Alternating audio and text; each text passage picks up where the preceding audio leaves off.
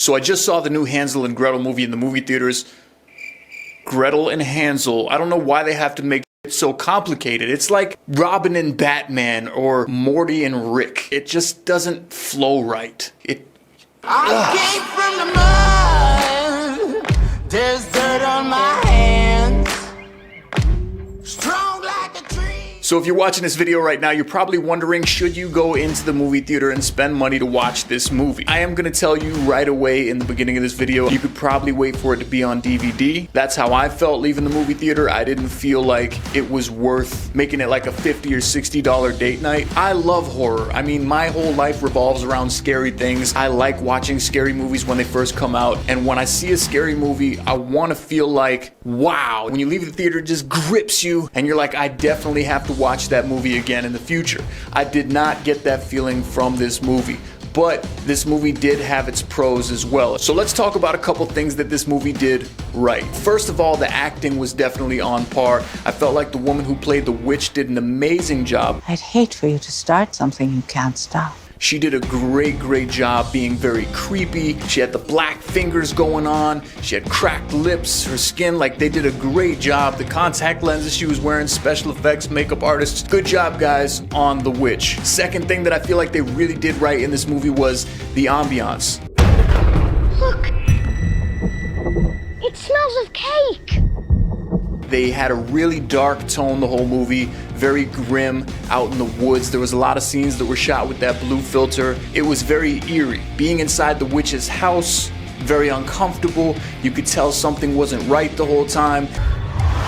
There's something wrong here, but it's so pleasant. These little kids were doomed. You knew it. Everybody knew it. We were just waiting on the witch to turn bad. Because anybody who knows the story of Hansel and Gretel knows that the witch is luring kids in basically to eat them. And that's not a spoiler because that's the story, the original story that goes back years and years and years. And you know, another funny thing is I never really noticed this until I was an adult. Why the fuck are all of our children's stories so fucked up? Ring Around the Rosie, Pocket Full of Posies. You know, that's about the Black Plague, people dying. Ring Around the Rosie. It's like the ring around the spot that shows up on your skin. Ashes, we all fall down. What about Rockabye Baby on the treetop? When the bough breaks, cradle falls. Down will come baby, cradle and all. Cradle falls on the ground, baby splats. What the fuck is that? Why are we singing these songs to our children to make them go to sleep? Hansel and Gretel was a children's tale. They remade it into something more modern, more scary. I assume that the producers had a talk that was something like this. Yeah, but we can't really name it Hansel and Gretel because there's already been a whole bunch of other Hansel and Gretel movies out. Demon Hunter, Hansel and Gretel, and we gotta come up with something a little bit more original. I got a great idea. What's that? Let's just say their names backwards. It'll fuck everybody up. No one will remember how to say the movie title properly. That is genius. This is why we work together. Gretel and Hansel it is.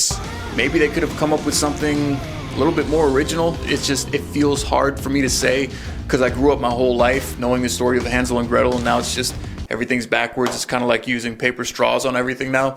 I don't understand where the world's going.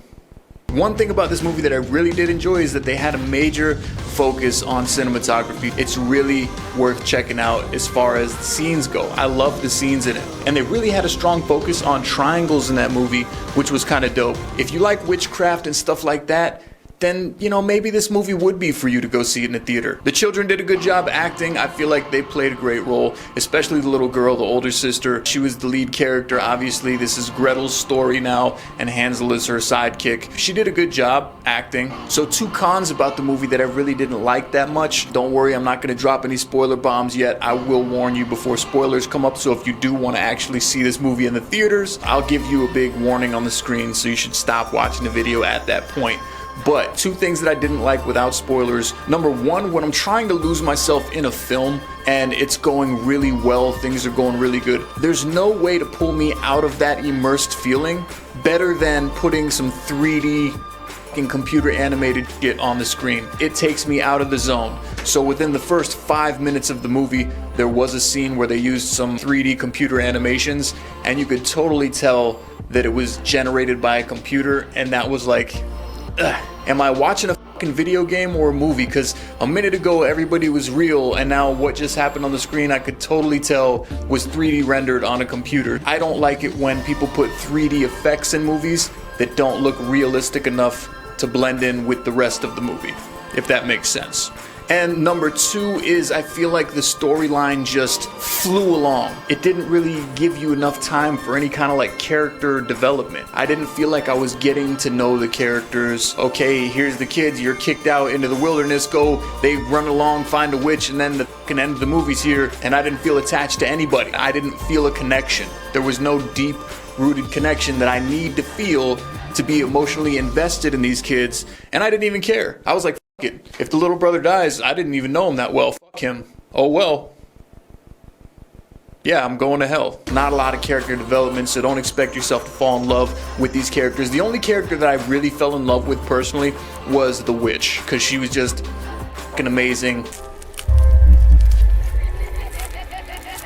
I would invite her over for tea and dinner at my house. I'm a grown-ass man. I got human skulls. I think we'd get along. All right, here we go.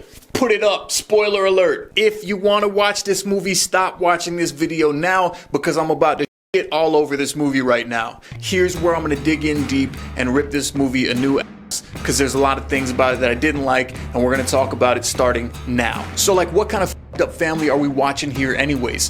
The very beginning of the movie, it's like a mother screaming at her child, you're not welcome here anymore, you're going out into the wilderness, you and your little brother who's only like 6 years old, you guys are out of here, get lost, I hope you survive out there in the woods. You've been turned out of your home, set out to fend for yourselves with only your clothes and your hides. What kind of family does that anyways? Whatever. So there they go, trotting along in the woods, and they find this house that they decide to sleep in. It's not the witch's house, but they lay down in this comfortable little bed. Nobody noticed there was an upside down cross hanging on the wall right next to the bed, and nobody noticed there was like a fucking dead person zombie in the bed right next to them. I'm sorry, I pay a little bit more attention than that. When these kids laid down in the bed, and then the zombie fucking sits up and starts screaming, "Ah!" and they run out of the house, I'm like, where the fuck did he come from, and why did nobody see him laying in that bed right there when they crawled in the bed? Whatever.